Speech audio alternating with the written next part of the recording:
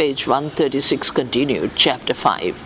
The heyday of political feudalism circa AD 1000 to 1200, para.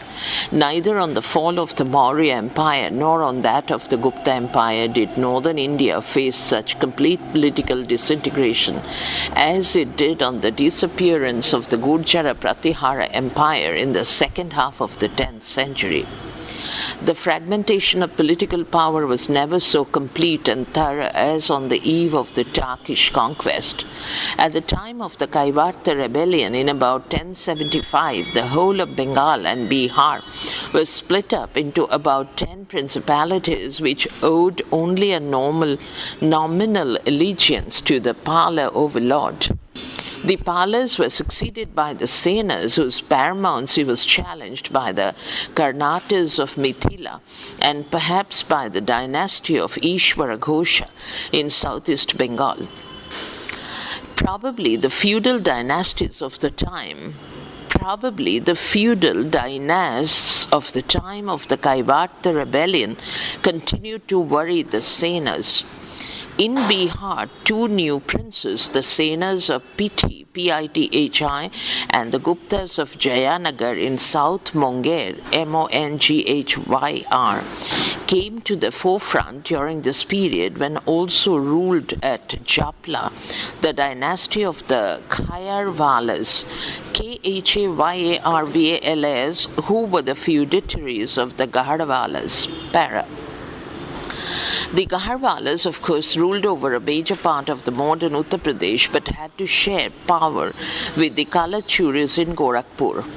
The eastern part of central India was divided between two main dynasties, the Kalachuris of the Dahala region with their capital at Tripuri and the Chandelas of Jejabhukti. The Kalachuris broke up into three branches of Tripuri in the west, of Ratanpura in the east, and of Gorakhpur in the north, para. The division of Rajasthan, Gujarat and Malwa into several units seems to have been even more thorough. The Chahmanas were divided into 5 branches ruling from Broch, Javalipura, founded in the mid-12th century, Sakamvari, Nadula and Ranthambore, page 137. Of these, the Chahmana families of Broch and Ranthambore leapt into prominence in the beginning of the 13th century, but may have existed in the 12th century as well. The Guhilas, Guhilas, practically independent in the second half of the 12th century when they ousted the founder of the Javalipura branch of the Chahmanas, declared their independence sometime between 1207 and 1227, as a result of which Mewar and Aghata were temporarily lost to the Chalukyas. Footnote 1. They held the area around Mewar, which became independent in the first decade of the 13th century. The Tomaras held Ajmer and Delhi, and the Kacha Paghata dynasts also ruled over some portions of Rajasthan, para. Similarly, the Paramaras, who ruled over Malwa and the adjoining areas, proliferated into the different branches of Malwa, Abu, Bhinmal and Kiradu, all ruling in the 12th century. Abu became independent in the time of Bhima Chalukya, who restored his authority over the Abu Paramaras by 1062. After this, Abu remained a part of the Chalukya kingdom till the end of the 13th century, though the Paramaras were allowed to rule there as vassals. Footnote 2. But Bhinmal, Bhinmal, became independent in the time of Bhima III. Kiradu came into prominence under the Paramara Someshwara, who made his kingdom secure through the favor of Kumarapala. In about 1156, he helped his sovereign by defeating a chief called Jajaka, Jajaka, from whom he captured 1,700 horses, 4. The Chalukya rule, however, brought political unity to Gujarat. which had been divided into north and south. But towards the end of the 12th century, their feudatories, the Vaghelas, set up their own independent rule in Gujarat, Para. We do not have adequate information about the Punjab, which lacks in land grants. The dynasty of the Shahi princes who ruled over the Punjab and Ohind, O-H-I-N-D, was extinguished in 1021 by Mahmud of Ghazni. The Himalayan state of Chamba was under its own independent rulers, Para. Thus, on the breakup of the Gurjara Pratihara Empire, the political picture of northwestern India resembled that of Western Europe on the collapse of the Carolingian Empire. Only in India we have more numerous independent dynasts whose sovereign powers are proved by the issue of coins and by the execution of land grants without any reference to their overlord. Page 138, Para.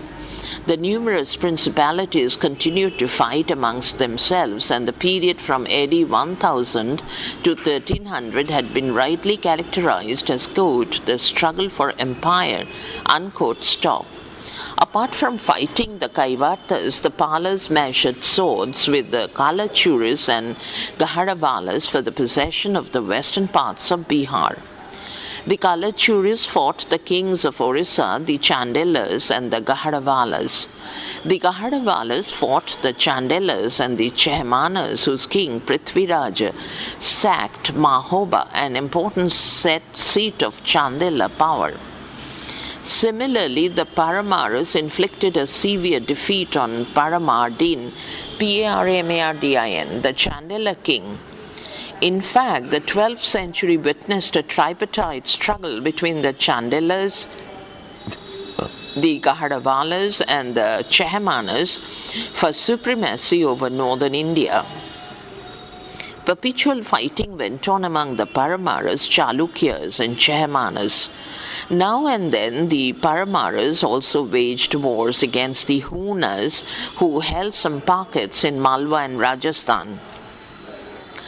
To add to this, the Cholas and particularly the Chalukyas led occasional raids into northern India. The Senas, who established their kingdoms in Bengal, and the Karnatas, who established their kingdom in Tirhut, came in the train of the Chalukyas and, once established in power, fought between themselves. And then the Brahmana Shahis of the Punjab and the Chalukyas of Gujarat waged a bitter war against Mahmud of Ghazni, and the Chalukyas, Chehmanas and Gaharvalas fought Muhammad of Ghur, Para. The administrative and economic consequences of these frequent wars amongst principalities, mostly similar in size to the modern administrative divisions of a state, can be better visualized if we bear in mind that each principality worth the name would maintain its army, its police system, its court, its revenue machinery, its judiciary, its feudatories, and its priests and temples. It is obvious that all this bore heavily on the peasantry, who would naturally have no interest in the preservation of such states, Para. How did these principalities arise? Some of them were obviously the results of the partition of patrimony among the princes of the ruling family, but others resulted from the widespread practice of granting big and small territories to vassals and officials who entrenched themselves, page 139, territorially and ended up as independent potentates. The Gupta and post-Gupta epigraphs provide very little evidence on this point. We have, however, some indications of this in the following period, 750 to 1000, but we get quite a bit of evidence for the period 1000 to 1200. Epigraphic evidence of such grants can be traced back to the 9th century, and they become considerable in number only from the beginning of the 11th century.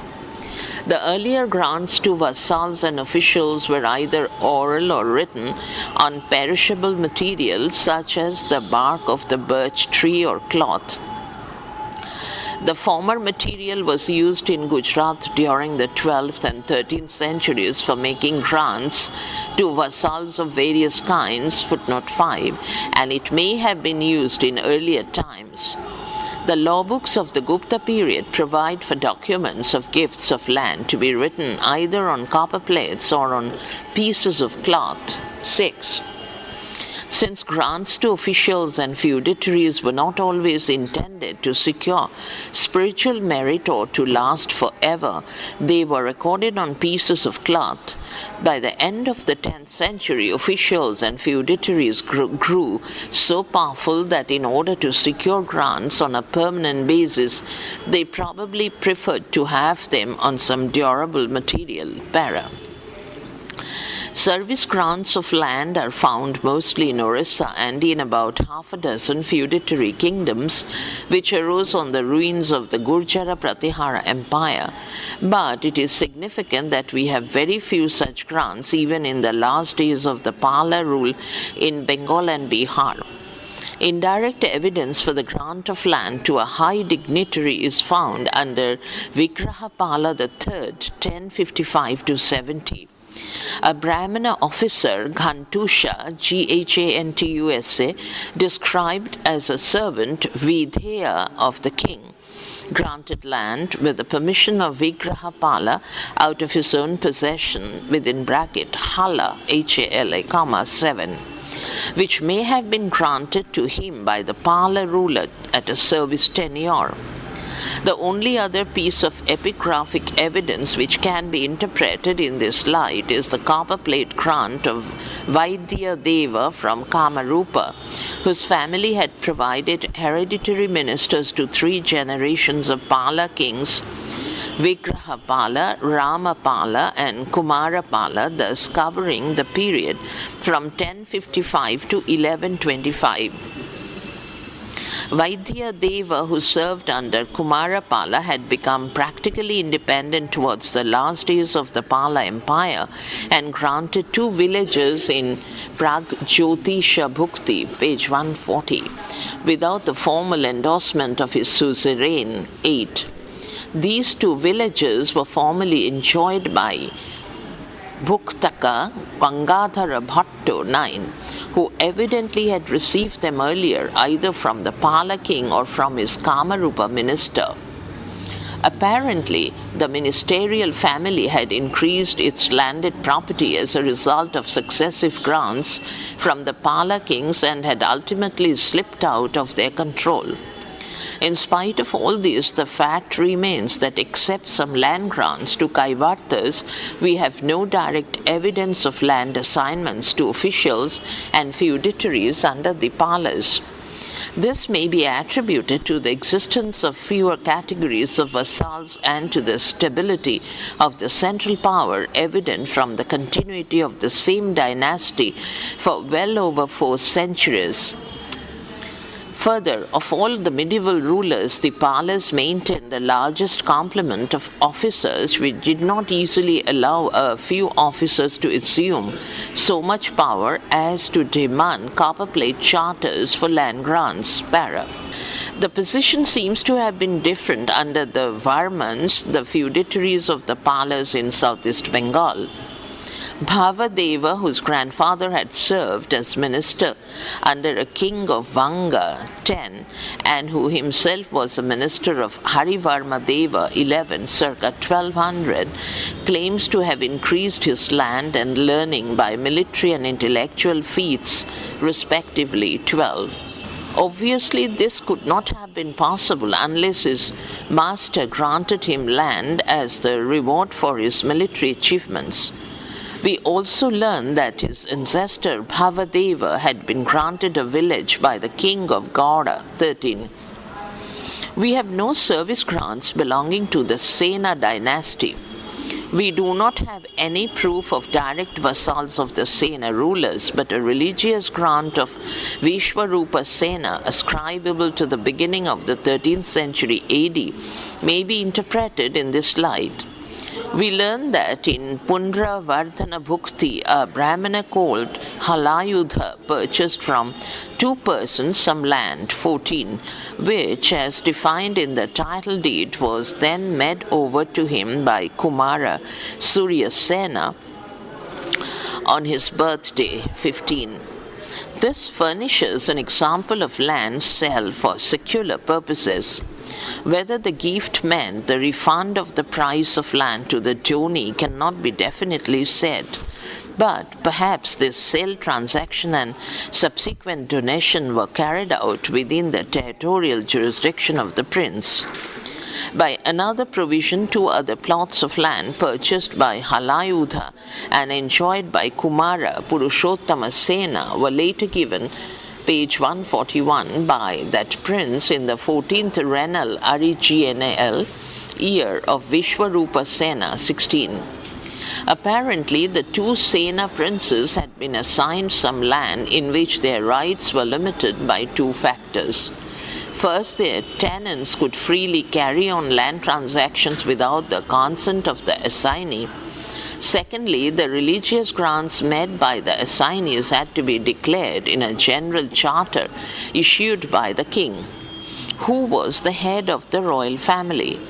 Similar rights were also enjoyed by the Minister of Peace and War, Nani Simha, and the land probably assigned to him. For he made over to the same Halayudha two plots of land, one arable and the other homestead, which had been purchased by the donee from two persons, 17. Thus, the present grant suggests that the Sena kings granted land to members of the royal family and officials. In medieval Assamese grants, various kinds of feudatories swamped the officials, but we do not have any epigraphic evidence of land grants made to either. Para. Orissa, which in medieval times was split up into numerous petty states, favored by its physical features, has more service grants than Assam, Bengal, and Bihar taken together.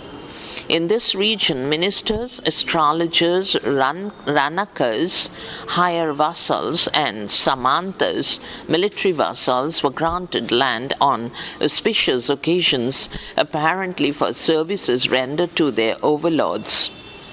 The Soma Vangshi ruler Mahabhava Gupta II, 1000-15, granted a village to Ranaka Racho, R-A-C-C-H-O, the grandson of a Bhatta Brahmana who had emigrated from Sravasti Mandala, 18. That the Ranaka occupied a high place in the feudal hierarchy of this ruler is evident from his inclusion in the list Rajani-Ranaka-Raja Putra Raja Ballav-Adin, addressed in this charter, 19. This grant carried with it all the usual rights which are found in the grants of this period made to Brahmanas.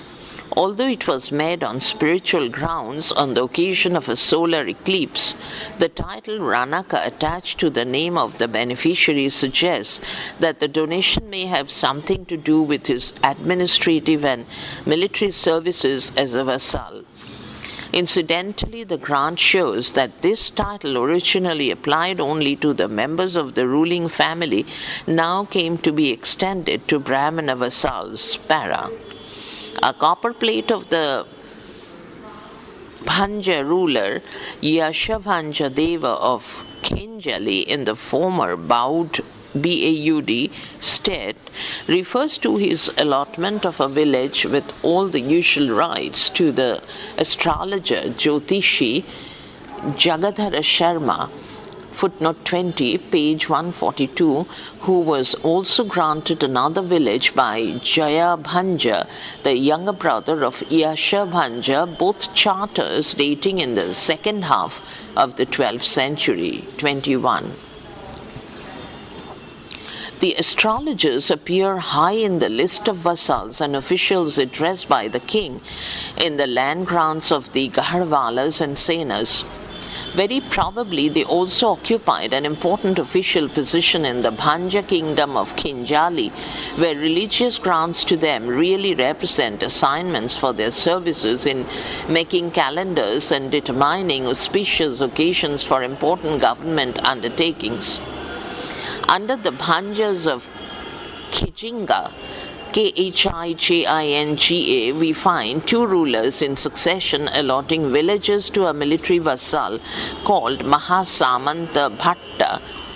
First, Ranabhanja granted him 4 villages with their 4 boundaries, not to be entered by charters, CATS, and bhattas with rights to mines as a reward for his conduct as a royal servant, Videhi Drishtva. 22. Here he is described as Mahasamanta Mundisuta Bhatta, which may give the impression that he was the son of the Mahasamanta Mundi. But the second grant made to him by Ranabhanja's successor Rajabhanja discloses that he was Mahasamanta Bhatta, son of Samanta Mundi. 4. Here also, I think it should be 24. No, it is only 4. Here also he was enfeoffed, ENFEOFFED, for his satisfactory service, and curiously enough, in this case, the fief was a Brahmana Vasati, a village numerically dominated by Brahmanas. 24. Of course, this grant was made free of taxes and all administrative encumbrances imposed by the king. 25. Privileges allowed in the first grant imply that it was tax-free, but this is not explicitly stated therein. We have no further epigraphic evidence of land grants to Samantas and Mahasamantas, but these Samantas, who form an important land-owning element in Orissa, very probably owed their origin to such grants. Para. Under the greater Gangas, who ruled over both Oriya and Telugu-speaking areas, we find quite a few epigraphic grants made to officers. Under the Ganga king Vajrahasta, 1038-70, a high officer, Daraparaja, who was the regent of 5 districts, Panchavishaya, 26, granted a tax-free village to the Rajaputra, bridegroom, on the occasion of the marriage of his daughter. 27.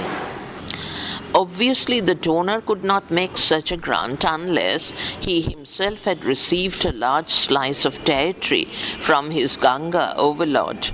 He was not entitled to this on the ground of kinship.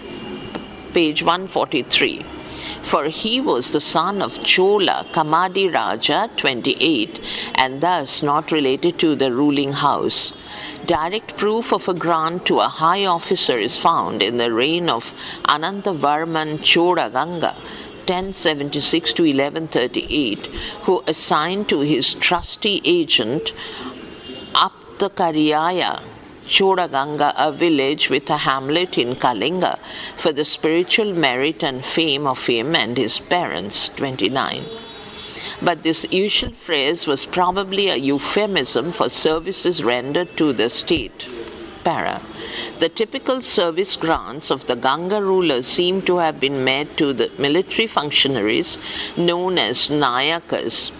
Thus, under Vajrahasta II, 1049, a village in Andhra Pradesh was granted to a person called Ganapati Nayaka, 30, who, because of the absence of his Gotra and Pravara, and also on the analogy of the following charter, seems to have been a Vaishya of some importance.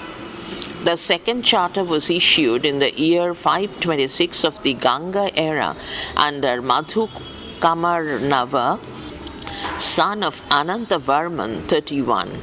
According to it, 3 villages were together formed into a Vaishya Agrahara and granted to a certain Irapa, E-R-A-P-A, Nayaka, the son of Manchi Nayaka of the Vaishya caste, 32. Unfortunately, further details about these charters cannot be obtained from their brief notices in Madras epigraphic reports, but the term Agrahara, for want of a better word, here evidently stood for an assigned village. It could not have possibly meant a grant to a Nayaka, military leader, for running an educational foundation, a sense in which the term was used ordinarily in earlier grants. In all likelihood, this considerable grant was made to the Nayaka for maintaining a fixed number of soldiers for the service of the state. Some evidence of a grant to a Nayaka is also found in an inscription of Anantavarman Chodaganga, who made a perpetual grant of a tax-free village to his dependent Madhava. 33.